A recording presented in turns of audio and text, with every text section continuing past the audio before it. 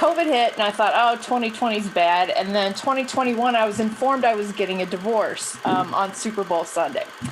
And so I clearly remember the day and I thought, okay, I'm kind of at a crossroads here. I can either go get a big bag of potato chips and a clean box of Kleenex and curl up and feel sorry for myself for the next 6 months, or I can say, okay, I'm going to power through this thing. I'm going to take care of myself, make myself the priority this next year so that I can get through and come out better on the other side. And since I do have a teenage daughter, I didn't think curling up and feeling sorry for myself would set a really good example. So I decided I was going to put the law of attraction into overdrive. One of my friends said, you did it. You came out better, not bitter. You're on a mission, and you just need more people to know about it. And whether you're brand new to marketing or a seasoned pro, we are all looking for answers to make marketing decisions with purpose. I'm Monica Pitts, a techie, crafty business owner, mom, and aerial dancer who solves communication challenges through technology. This podcast is all about digging in and going digital. I'll share my marketing know-how and business experience from almost 20 years of misadventures. I'll be your backup dancer, so you can stop doubting and get moving towards marketing with purpose. Hello again, and welcome back to Marketing with Purpose. I am so excited today. Now, I know because, I have a guest. That's why I'm excited. I get excited whenever I have guests, but this one is particularly amazing because as I have been working through shifting mindset and going through change in our business, I sent out an email and I said, hey, would anybody like to be a guest on our podcast? Do you have a story to tell? And I got an email back from Lisa Kentner. And she said that she was an author. She wrote a book called A Million Little Miracles, a common sense intro to the law of attraction. And I thought, whoa, I have to hear this. This is going to be awesome to learn from her. So I had the extreme honor of getting to hang out with Lisa and listen to her story and her journey through the law of attraction and writing this book. And it was amazing. And I had such a great conversation that I had to bring her on and share that same experience with you guys. So without further ado, Lisa, introduce yourself and tell us a little bit about your company, because you're not just an author, you also run a business. So tell us about you. Okay. Thanks, Monica. Thanks for having me here. I'm excited to be here too. My name, like I said, is Lisa Kentner, and I am a business owner. I'm a mom to an overachieving brainiac who's headed to Georgetown this fall. She just finally decided this last week, and a published author, like you said. My company, Marketing Instigators, helps small businesses, organizations, and nonprofits put consistent marketing efforts in place. And I kind of do that two ways, either by showing and helping them to do that, or by doing it for them. And the people that I show, I'm kind of like rent-a-boss for them too. So I hold them accountable to their marketing efforts. And then the people that say, oh, I'll just go do my social media or do my email newsletters, then I do that for them. But the idea is to get consistent marketing efforts going, because we know marketing is all about consistency. And so that's my company. It'll be 11 years in July that we've been in existence, and I love what I do. So that's a little bit about the business. I love how you call yourself a rent-a-boss. There are so many folks when it comes to marketing, because there's so many tiny pieces that you have to keep track of. And the consistency is so important that a rent-a-boss could be an amazing tool in your toolbox, I feel like. Yes. And I mean, I need a rent-a-boss too. So I have somebody that keeps me on track too. So that's just one of the services that I offer. I think I use Airtable as my rent-a-boss. Strangely enough, it's got all these alerts and I have it sending me emails and stuff. So anyway, Airtable's pretty cool. So, you do marketing. Correct. And I know that you apply the law of attraction to marketing, but you came into this journey to authorship through a pretty, inspirational story. Would you mind sharing that with our listeners, telling them your journey of how you got there? Sure. It's kind of a long, what happened was COVID hit and I thought, oh, 2020 is bad. And then 2021, I was informed I was getting a divorce on Super Bowl Sunday. And so I clearly remember the day, and I thought, okay, I'm kind of at a crossroads here. I can either go get a big bag of potato chips and a clean box of Kleenex and curl up and feel sorry for myself for the next 6 months, or I can say, okay, I'm going to power through this thing. I'm going to take care of myself, make myself the priority this next year so that I can get through and come out better on the other side. And since I do have a teenage daughter, I didn't think curling up and feeling sorry for myself would set a really good example. So I decided I was going to put the law of attraction into overdrive and power through the whole divorce. And, lots of people have been divorced, but I wanted to come through it with as much grace as I could. I knew that anger wouldn't help me, and I needed to let that go and just come out better on the other side. One of my friends said, you did it. You came out better, not bitter. And that was that was my goal. And so what happened was the day I found out I was getting a divorce, I knew I needed time to think. And my parents live 8 hours away. So I jumped in the car. My sister called them and told them what was happening.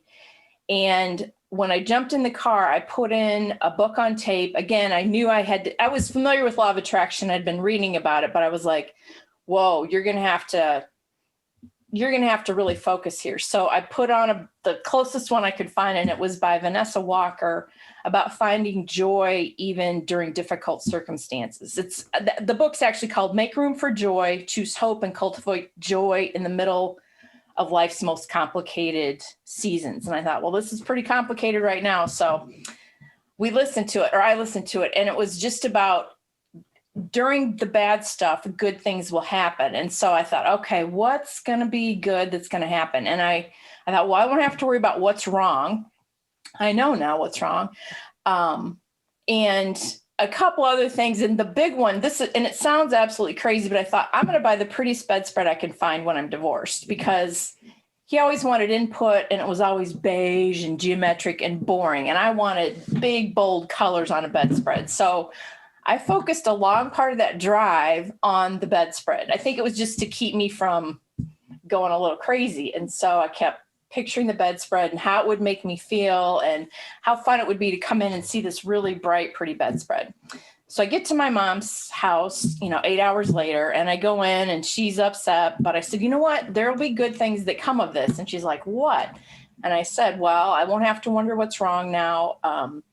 And I'm going to buy the prettiest bedspread when I get divorced. And my mom is one of those people that decorates with the seasons. She's always changing her stuff, where I'm more of I slap it on, and then when it wears out, I'll put something else out. So she said, oh, I think I bought a bedspread a while back that was really pretty, but I didn't like how it went with my carpet. And I don't think I donated because it was really nice. Do you want to go look for it? And I said, I sure do.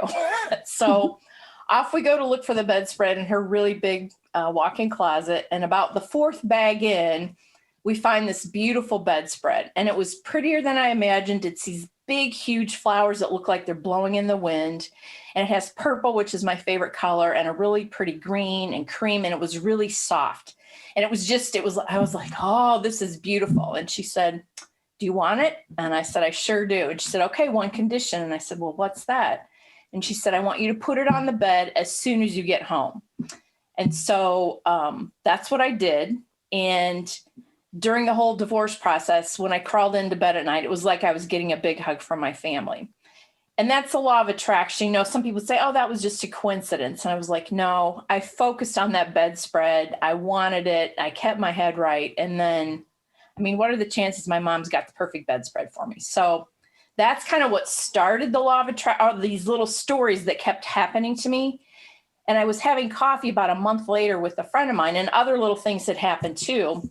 And I was telling her I was getting divorced and that all these good things kept happening. And I don't know if she said, you should write a book, or I felt like I had a book in me. And I was never one of those people that had planned on writing a book. And I thought, well, maybe, because these things were just kind of amazing. And so she said, oh, I've got a friend, again, law of attraction at work.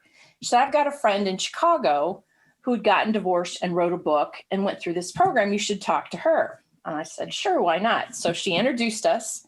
virtually, and we talked on the phone for about an hour. And then she gave me the name of Professor Eric Kester, who's at Georgetown University, running this program called Manuscripts, where they teach people how to write books. And he and I didn't connect initially. And then it was a couple months later, I thought I better go check out this program. I did. I set up a phone call with him, told him about my idea about writing it, just a common sense, because I'm a common sense person. I'm always asking, well, does that make sense? And so I wanted to give people just who are getting their feet wet, just a touch of it and make it simple and not get too complicated or too far out there, and then give them little exercises and show them examples of things that had happened to me. And he said, that sounds great. And I said, but I don't know how to write a book. And he said, we'll teach you how to write a book. And so I signed up immediately that day for the program that started in February of 2022.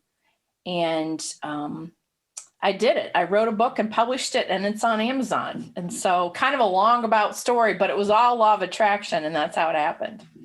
Well, and since our initial conversation, I feel like I see so many more examples of the law of attraction at work in my house and in my life. And just like last night at dinner, my husband was talking about how, because we have a lake house, but during the winter, the lake level goes down like 6 feet. So our dock sits on the ground. And I'm like, but I still love it because we have bonfires out in the cove and it's a safe place. And when it rains, the water comes down in a waterfall. And then I have a stream in my backyard and it's so beautiful. And I love it. I love all the seasons of the year, even when there's not water in the cove. And he's like, well, Monica, they're just never going to fill the lake up again this year. And our house is going to be worth $200,000 less than it ever was before.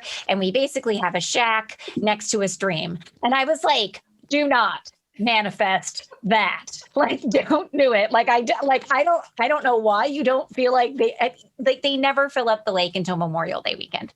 But I'm like, come on, dude, we don't need to manifest this type of negativity. Like, let's stay positive about the fact that the water is going to rise. I'm like, if you make that lake empty with your negative attitude, this is going to be really bad. And you're right. It's all about focusing on what you want, not what you don't want, because that's what law of attraction is kind of a universal law that what you focus on will be, and you'll bring more of that to you. So if you're focusing on the good stuff, you're going to get more good stuff. If you're focusing on the bad stuff, you're going to get more bad stuff. So, and the more you recognize that, the easier it becomes to change and pivot when you feel yourself thinking negative. So, yeah. So let's talk a little bit about, okay, so we've kind of defined the law of attraction. Is there anything else that you feel like you need to add to what the law of attraction is before we start talking about ways that we can apply it in business and for nonprofits? I think the main thing is to really make it work is if you're depressed, angry, in a rage, it's hard to manifest things that you want. So one key component to me is that you have to get your vibration up so that you can bring good things to you. If you're depressed or angry and trying to bring good things, it's much harder than if you're in a good spot. So you have to take care of you and find the joy in your life and focus on what makes you happy so that you can bring more good things to you. So it's kind of a two-part. It's focus on what you want, but you also have to be in the right mindset to bring those things to you. So take care of yourself, make sure you keep your mindset healthy, and then we focus on the things that we would like in the future, and those things can come back to us. Correct. And then I think a lot of people are familiar with The Secret, the movie. And I think where The Secret kind of stopped is it was sort of like, oh, think about what you want and then it'll come to you. But you can't just sit in your living room hoping for $1 million and somebody's going to ding dong the doorbell with $1 million. So you have to, the next step then would be, what are you going to do? What's your action plan to get to where so you're bringing those things to you. It's not just wishing. It's like, you got to do some work too. So that's the next step, I think, is figuring out what you want. And then what are you going to do to help yourself get there? That is funny that you mentioned The Secret, because back in like probably 2007, it was like everyone in every group in my community was reading the book The Secret, right? And I remember this guy in my group was saying, I am going to get $100 in my mailbox. Like there's going to be money in my mailbox. I'm going to go out to the mailbox. And I'm like, dude, this is not what this is all about. And so one day he did go out to his mailbox and he got $100, and he comes into the group the next day and he's like, I got $100 in your mailbox. And I looked around the group and I'm like, which one of you idiots put $100 in his mailbox? Like, come on. It's like, it's bigger than that, friends. Like, oh, $100 in your mailbox. Anyway, like, That's funny. It was, and I was just like, are you really helping him? Like, really? So, let's get some examples of how we can use the law of attraction for businesses or for nonprofits. You can talk about them separately or talk about them together, however you want to, because, some of our goals are going to be, working to make a certain amount of money or serve a certain amount of people. But then other goals would be attracting the right type of clients, the right types of volunteers. So, yeah. Right. Okay. I've got a example that happened to me when I first started my business.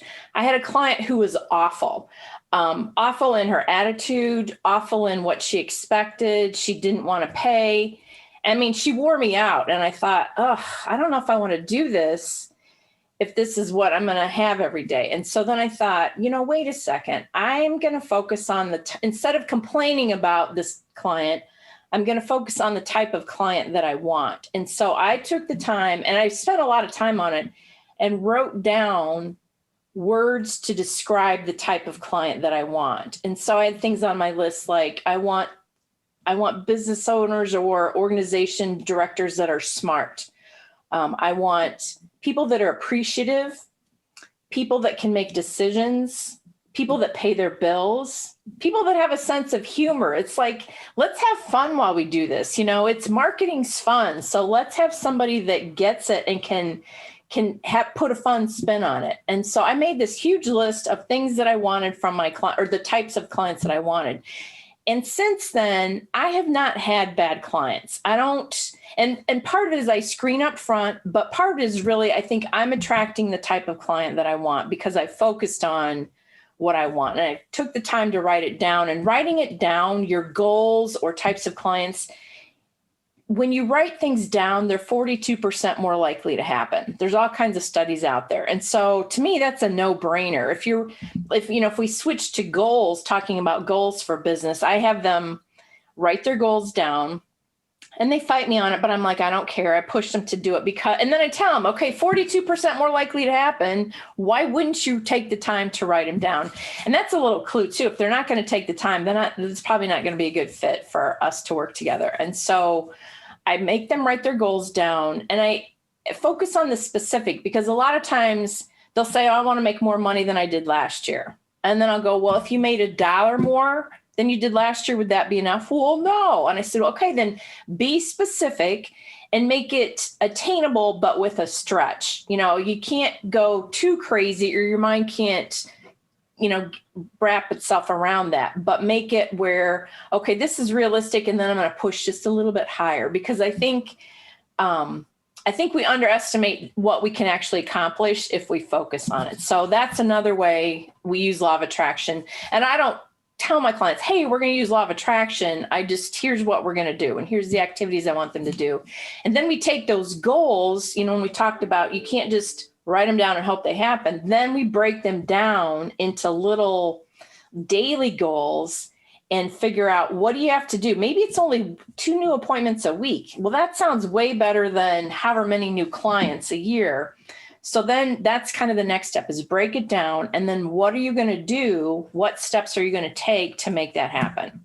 So I'm using it all the time. And I think a lot of people they just don't know they are. And then I think a lot of people think negatively and they don't realize they are. And so when you start working with them, they start catching themselves on when they say things.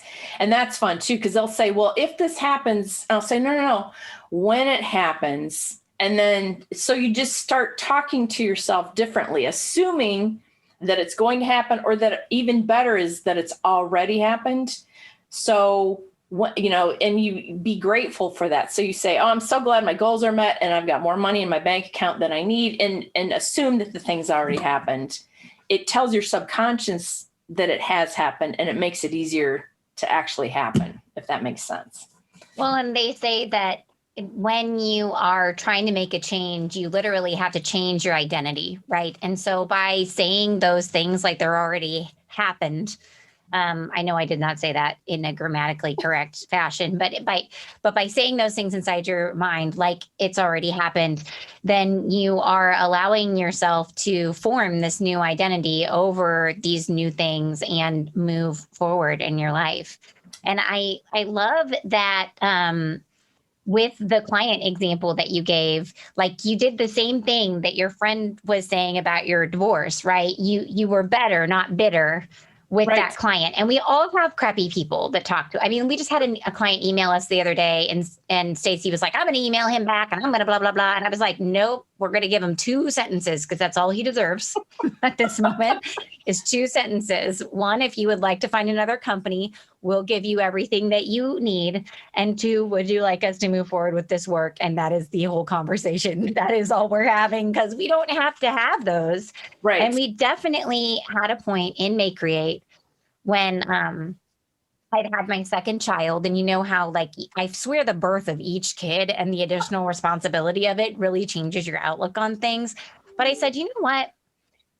I don't want to have to go to work and work with people who don't appreciate me.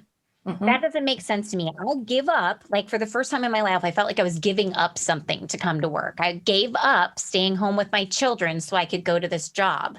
Now I needed to make sure that this job was something that was worth giving up that experience for, right? Sure. And so we did just like you did, and we like wrote down all the clients that we loved working with, and then we started describing them and each, and then drawing the similarities between them. And we were like, wow, these people, they all have these common threads between them. We should work with more people who are like this or in this industry. And that's just like, defining your target market there. So I think that's so powerful. One of the things that I wanted to ask you about is, you were talking about how when we think inside our heads, we should be kind of future pacing. Like, this is where we're going to be at the end of this. And you do marketing and you write for people. Correct. So tell me about how they can even use that, like in their content of their blog or in their social media or in their website content, for example. I think, again, keeping it positive, and who are they trying to reach? Who's their target audience? So encourage them to do the same thing and figure out who your target audience is, and how is this going to help your target audience and help them reach their goals. So it's just kind of like you're doing it for yourself, and then you help your clients do it for them, and then they help their clients, and it just keeps going down, to the next person or next level. And if we're all thinking more positively and thinking about the future and what we really want, we can help each other get there. And I think, I always tell business owners too, put it out there what you want, because you may run across a referral partner that you hadn't even thought of. If when you're talking to people that you're looking for this, or that you want to accomplish this, or you do that, I'm amazed if you tell people how the help just comes pouring in from sometimes not where you would think it would be, but because you're putting it out there and you're keeping yourself positive, it will come back to you. I know that when, especially for younger businesses or people who are establishing like a new service line, they write a lot of wills. We will. And, and I always tell them, no, you won't. Will, you do. Like, you do this, and Right. We're going to write it like you're already doing it, not like we will. And even especially because people will write like that when they're talking about processes and services in their company, even if they're existing, because they're talking into the future. And I'm always like, no, friends. We want them to be like, I am in this moment. I see what's going to happen. Not you will show up. No, then we show up your house. Like, Right. like make it happen.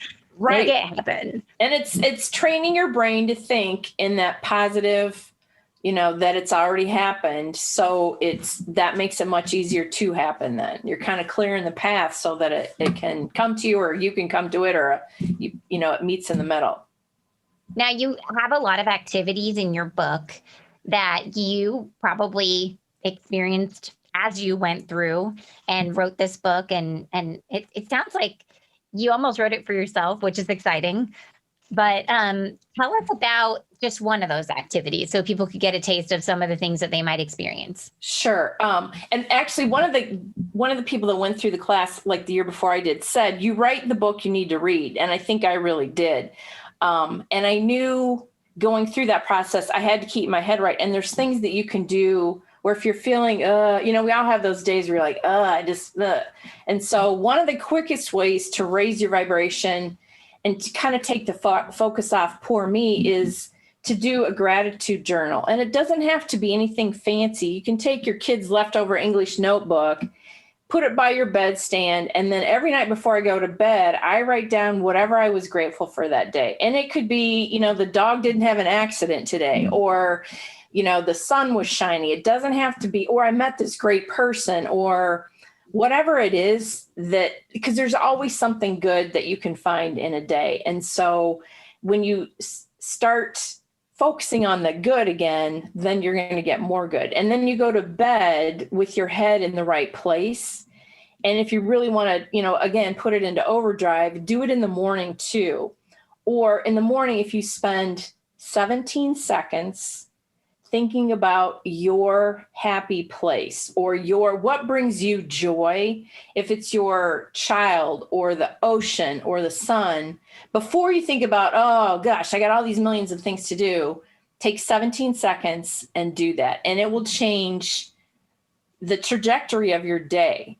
So I think we're all worth 17 seconds, and we all can pull 17 seconds out of our day, carve that time out, so that we have a better day. And so I think, I'm always telling people 17 seconds, that's all it takes. So those are kind of two, the gratitude journal and the 17 seconds are the two easy. I mean, that's easy. It doesn't take any money. It just takes a little bit of time to do it. Yeah, it sounds like you could totally fit it into your day. If you were not, so I think it would take some discipline to get folks into a habit of writing down the gratitude.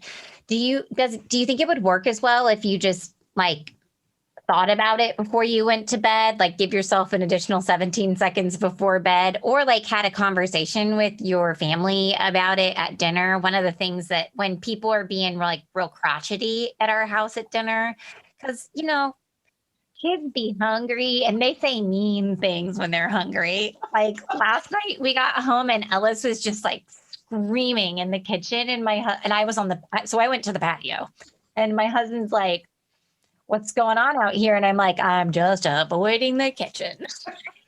So we sit down at dinner and we'll be like, what was the best thing that happened to you today? And everybody has to say it. And it's it's a good reset. Do you think something like that can be powerful, or does it have to be written? Because you have said that writing is really important too. I think if you can I think writing's better, but if you're trying to maybe help your kids learn how to think better, that's a great way to do it. So, and talking about it it kind of makes it more valid too when you're talking about it with someone else and sharing it with someone else. So I don't think either's bad. I just think something about writing things down, it sticks in your brain better. Mm-hmm. But if you can't get somebody to write it down, then yes. And I think talking about it at dinner is perfect. There's all kinds of studies about how good having dinner is with your kids and how it helps them and all that. So, but then focusing on what was good about that day is like frosting on the cake. So neither is bad. I like the writing, but if you can't get people have to want to do it themselves too. So if they're not going to write it, you're probably not going to make them. But if they'll talk about it, that's one step. And then at some point they may do it on their own as far as the writing. I think from a business perspective, so after we defined who we wanted these clients to be, Then we went to our own community and we went to like the chamber directory and we literally made these posters that we put up on the walls of our office of companies that we felt like emulated the values that we wanted to work with. And so we put them on the wall.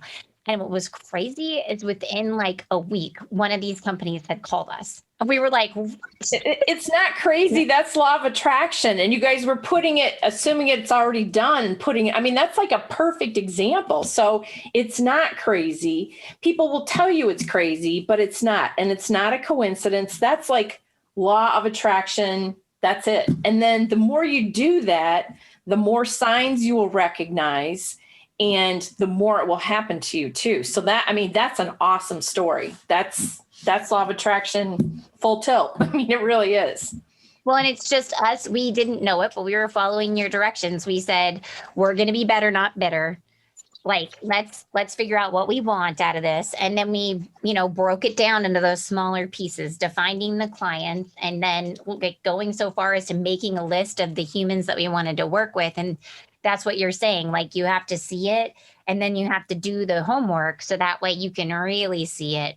And then you could expect to find those great results if you keep focusing on being positive. And Right. it's weird because it might not come through the way you thought it would. Like, No, it does. Right? That's the thing too with law of attraction. You kind of have to have that leap of faith that it will work. And I think that's where a lot of people like, well, this all sounds hocus pocus or whatever. But what's the worst case if you hope that it will happen? A lot of times what happens is something better comes. But before that better comes, sometimes something not so good happens, but it's to clear the way for the good stuff. So looking back, you can go, oh gosh, like my divorce, not a fun time, but I would never have written the book without it. And I'm at peace and I'm happy. And so that's part of it too, is sometimes you think something's bad, but really it's clearing the way for what you're really after. So as long as you can stay positive and recognize those signs, a lot of times you'll get those little signs when you're in the midst of, but it's a little sign shows up and it's like, I always felt like I was getting that it's going to be okay. Mhm. Just keep going, keep doing what you're doing. Here's a little sign to keep you, like a little breadcrumb on the path. You're on the right path and just keep going and it will be okay. And Even usually it's better than you thought. Well, even like your example, you were on the drive and you were like, I'm going to focus on this bedspread. And you probably thought, I am going to be independent and I am going to go out and I am going to budget and I'm going to buy this bedspread and it's going to be great. And then you get to your mom's house and she's like, actually, I have a bedspread. and you're like, oh, well, that might not have felt like exactly what you were going to do. But then you had this added benefit of feeling like you had a hug from your family every time that you slept underneath it. So it's like, sometimes you just don't know how it's all going to come together, but it comes together the right way. And it's having the faith that it will come together. It will come together. Maybe not the path that you expected and you don't know the how, but we're not to worry about the how. It's knowing that it will. Well, and some people I think may have put the brakes on and been like, you know what, Mom, actually, I didn't buy this bedspread and that's what I had in my head. So it doesn't work for me. Right. But instead, you allowed yourself to accept this gift from your mom and from the universe that was like, oh, look, it's bread. And I know it's a bedspread, but really, it's a whole lot more than symbol. that, yeah. It's the symbol, right? Right. And it's the start of the book. That's like the first story in the start of the book. And then just a bunch of other things happen that were good too. So. That's so awesome. And the bed's still on my bed. I'm going to have a hard time getting rid of that bedspread. See that? Maybe someday it can go in a guest room. Like, I thought about it. I'm going to because usually what probably will happen, I have a dog. And so sometimes he's up on the bed. So I think what I'll do is cut one of the big flowers out and frame it in a picture. So I always have the flower in a picture. I thought about that. I'm like, what am I going to do when this bedspread's no longer feasible? But that's what I'm going to do is frame part of it. It's a hard decision whenever you have something that you love and then it's like this big thing. My childhood blanket got my youngest daughter just decided it was hers. So it was just all ratty and she had loved on it for a few years. And I was like, I have to reconstruct this thing.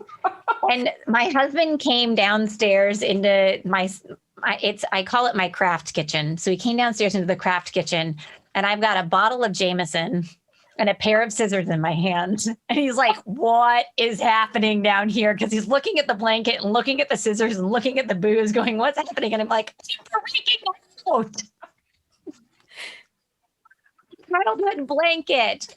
But I'll put it back together and everything was fine. It was totally fine. That's a great story. It was a moment, believe me. But I knew it could be okay because Stacy had sent me the video and that she told me I could call her whenever I needed her to make sure I got that blanket right. So, okay. So anything else that you want to share with people about the law of attraction before we close out?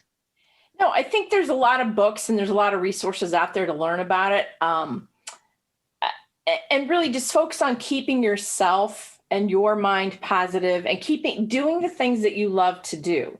I think a lot of times as moms, especially, we're always worried about what everybody else is doing. And we sort of lose sometimes after the divorce, I'm like, well, what really brings me joy? Your kids, obviously, but then that's your kids. What brings me joy? And so you have to then get back to what brings you happiness and focus on that. And then that'll help keep your head right too. But take that time for yourself. And if you're new to the law of attraction, you could go on Amazon and you could get your book, right? And that it's called, be a great idea. A reminder, A Million Little Miracles, a common sense intro to the law of attraction. Okay, so where else? So you can find it on Amazon, but where else could people find you? Maybe they need to rent a boss. Who knows? They could check out my website. It's marketinginstigators.com. And, if they have an interest, if somebody's looking for some marketing help, we do a free consult. And so they would need to answer some questions before we would talk or meet. But they can go to the website and kind of see what I do. And if they have any questions, give me a call or shoot me an email. Awesome. Well, thank you so much for coming on and having this amazing conversation, sharing your story. It's always a big deal to I always say, show your belly button, but I'm sure that there's so many people that learn from that, and hopefully they can go forth and use the law of attraction, both to have a more positive outlook, but then also to grow their businesses and their organizations. So thank you so much for having me. It was fun talking with you. I appreciate it. Okay, everybody. Thank you so much for listening. And until next time, you know what to do. Go forth and market with purpose. To get a copy of the show notes and all those links that we just heard from our guest, head on over to mayecreate.com, MAYECREATE.com.